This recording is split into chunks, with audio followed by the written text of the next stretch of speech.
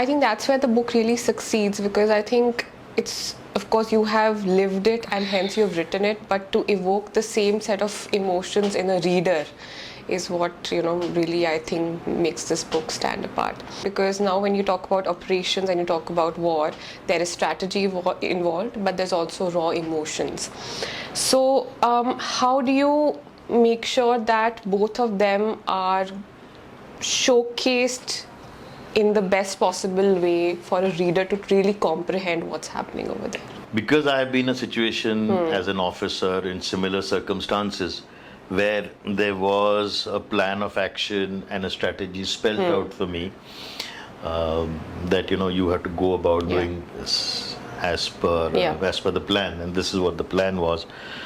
On ground, the emotions and the sacrifice that was happening, or the churn that was happening, someone getting shot up, someone getting injured, someone firing from a corner where you are not aware of, or suddenly some militant kind of appearing from somewhere. Those kind of uncertainties you have to kind of balance out when you're doing that operation. So at the back of your mind, when you know that the plan has to run in a certain direction, but yet there are these uncertainties that are happening, and that as a young officer you need to kind of come to grips with, and you got to gel with the situation and sync both those elements together. So that again comes from personal experience. And then when I look at the operations of Major Sudhir Walia and his men, I could see the uncertainties that were kind of creeping up in an operation, which probably a writer with or an author, a non-similar background may not be able to comprehend. Would not have had the foresight or the vision to see through. Correct. So those kind of insights only come if you lived that life and skinned your knees. Absolutely. That is very true. So again, a very important question. Of course, you just mentioned the kind of situations that our soldiers have to fight in. In fact, you mentioned the Kargil war in great detail. You've talked about the cold air, you've talked about the rugged terrain, and the fact that soldiers have to live in these conditions, and even worse probably. So it's in times like these that leadership qualities actually affect the outcome of these war and these battles that our soldiers are fighting.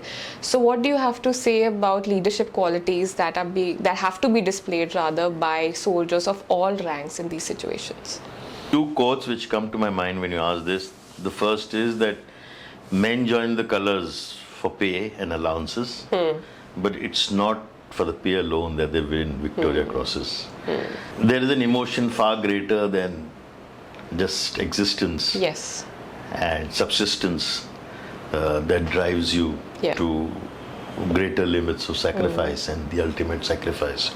Through times, people have realized that it is regimentation, it is the spirit de corps, it is comradeship, it is for the man next to you that you actually sacrifice your life.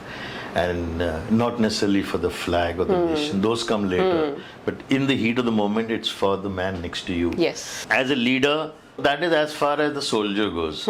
As far as the officer goes, young officers, again, while being with the soldiers, are driven by courage and passion and the fire in the belly.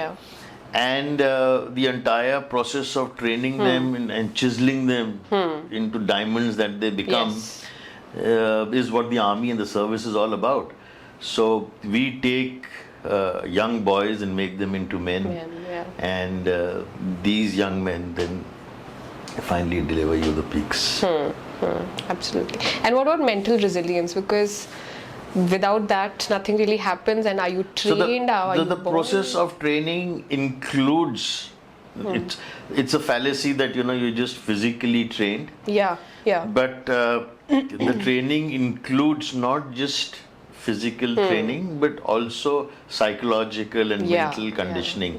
You're put through so much of stress and emotions and through different circumstances that you ultimately, like when you're in the commando course, you go through a grueling 33 days where your mind is never at rest. Your body is probably tired beyond the limit, but beyond that, it is surely your mind which is actually pushing you. Yeah. And it's a play of the mind and the body that is actually happening.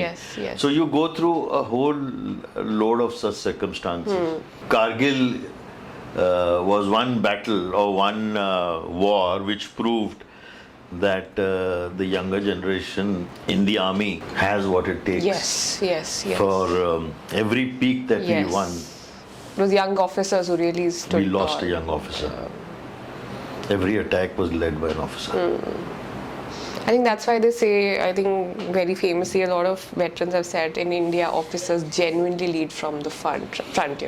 There's nobody who's standing back. There's nobody who's... And also, there's another old saying which says that it's not the soldiers who are good or bad. A good regiment is made by its officers. So those who lead from the those who front. lead, they are the ones who set the ethos. They are the ones who kind of set the standard. They are the ones who kind of put the pace. They are the ones who hold it all together. Absolutely.